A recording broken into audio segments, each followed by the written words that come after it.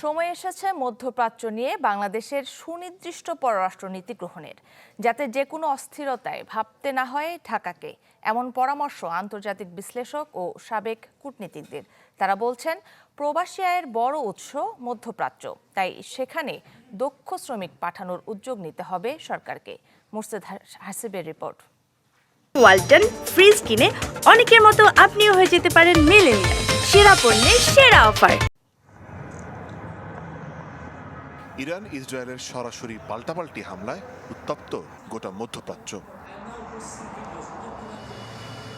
বিশ্বের ধনী শক্তিশালী রাষ্ট্র তো বটেই, এই সংঘাতের নেতিবাচক প্রভাবের শঙ্কায় আছে বাংলাদেশও। সৌদি, কাতার সহ মধ্যপ্রাচ্যের বেশ কিছু দেশ যেমন বাংলাদেশের জ্বালানির উৎস, তেমনি প্রবাসী আয়েরও। তাই মধ্যপ্রাচ্য নিয়ে সুনির্দিষ্ট পররাষ্ট্রনীতি তৈরির পরামর্শ দিয়েছেন বিশ্লেষকরা।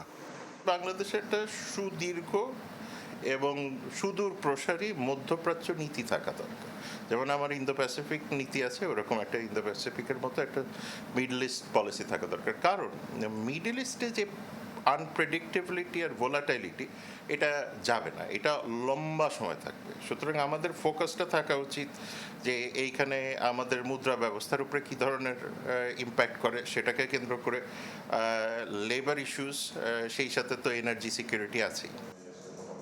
তবে শুধু নীতি গ্রহণ করলেই হবে না বলে মনে করছেন সাবেক এই পররাষ্ট্র সচিব।